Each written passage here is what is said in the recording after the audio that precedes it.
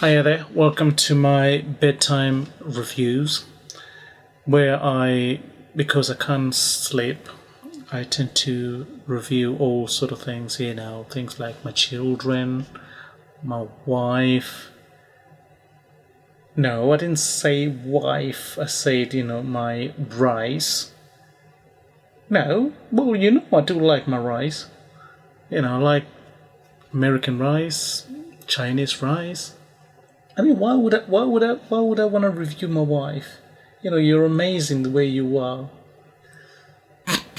Whatever. Yeah, anyway, back to what I was talking about. Today I'm going to be reviewing my landing gear extensions for my Mavic Air 2. Okay, I think in terms of my reviews, I tend to sort of cover 4 sort of sections: aesthetics, durability, functionality, and value for money. Okay, in terms of this landing gear's aesthetics, they are made up of I think it's a combination of aluminium and is it TPU plastic?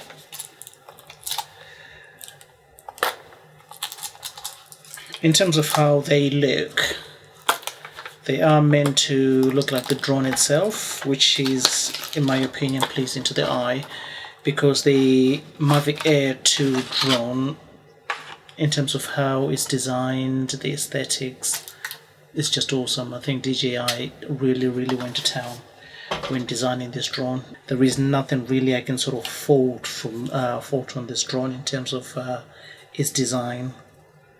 I think I just love everything, the way it looks.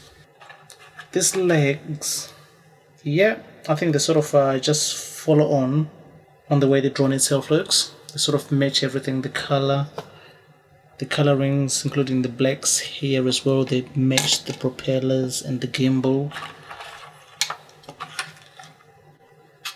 So yeah, in terms of aesthetics, I think there isn't much to say about these legs. I think they look quite nice. They've got this minimalistic sort of look. They are designed to just match with your drone. I think when you're flying it, I don't think you'll be able to actually tell that there is something sort of attached to the drone, which is a fantastic thing. Okay, in terms of how you stick this on, okay, I think what I'm going to do is I'm just going to open up the drone itself first. I'm going to take off this gimbal guard and show you something in regards to this drone. I think in terms of how this drone functions, it is awesome. It's got so many safety features packed in this sort of little body. You've got APAS 3.0, which sort of autonomously maneuvers the drone to avoid obstacles, but that's when you're flying. The issue with the drone is when it's on the ground, either when you're landing. I mean, as you can see here, the gimbal, I think, is about, less than an inch off the ground. And the sensors are like less than a centimeter off the ground. I mean, that's alright when you're on a flat surface like here. But let's be honest, I think when it comes to flying drones, you're most likely going to be out in the wild. Because, for example, where concrete is, where everything is flat, so many restrictions when it comes to flying the drones. So you'll be better off pretty much in the wild. And we all know that the surfaces out there, they are not that flat at all. I think you can mitigate that by planning your flights. And one of the things that you should always have is this landing pad here. That does help in terms of clearance on the ground. However, sometimes you might forget to take it, or one of the things that might happen is, you've managed to plan your takeoff okay, you've got your landing pad, but whilst you're flying, something else happens, and you then have to land your drone where you did not intend to land it. The problem is, if the ground is uneven, you're most likely going to hit your gimbal, and that's one of the parts which I would assume are quite sort of fragile You break that, that's going to be a massive cost to repair. So to combat that, I really sort of recommend anybody buying these things. I bought them on Amazon for £15.99, and that was Prime, so they were delivered the following day. They are from a company called Pgytech, and from the way they are built, I think they are quite durable. They just feel like the material on the drone itself. How you put them on the drone, it's much easy. The back legs, they've got left L and an R, which tells you that this one is the right one and this one is the left one. And how you put that on, it's simple. Just get your drone like that. There we go.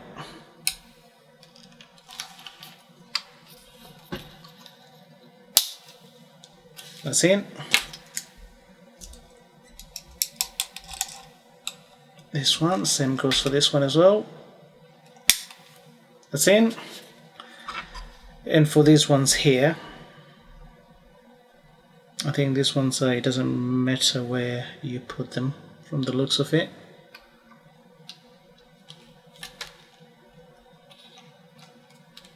And that's in.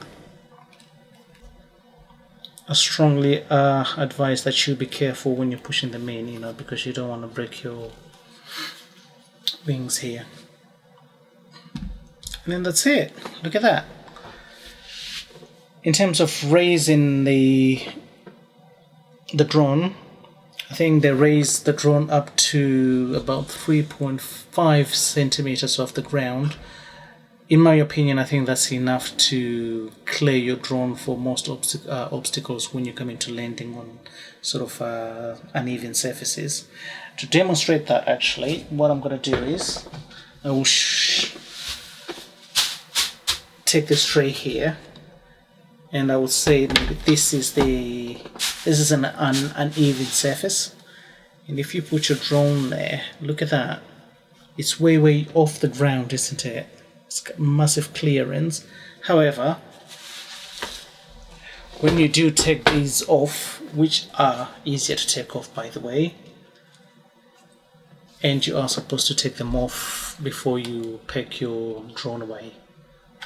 There you go. That's off. That's off. And now back to the uneven surface. Look at that. The gimbal's touching the ground. And that's one of the things that you're trying to avoid. Yeah, so in terms of functionality, I think, they do what they're supposed to do, and they do that job quite well. In terms of value for money, I would say these things, one, they haven't got any sort of moving parts really, so, well, just a few, this hinge. Apart from that, everything is just simple plastic. So in terms of durability, they're going to last for a very long time. Unless if maybe you're one of those lucky people, you don't put it in and then one of the legs drops off mid-flight, then that's it. Other than that, I think these extensions are going to last for a very long time. And what they do is they give you that sort of needed protection for your gimbal, which if you do break it, that's going to cost a lot of money to repair. The other thing as well is because they keep your drone off the ground as well, you're going to most likely avoid those wear and tear signs, when you're landing, when it touches things. Especially if you're landing in grassy sort of areas, you tend to have these greeny marks on your drone.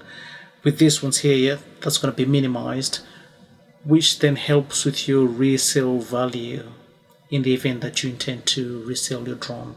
You will most likely get a better value for that. So in terms of value for money, I think they are good value for money. I mean, I know that's subjective, but that's my opinion. Let me know what you think in the comment section below. If you do like this episode, please subscribe and give me a like. And I'll see you in the next episode when I review my rice. Take care.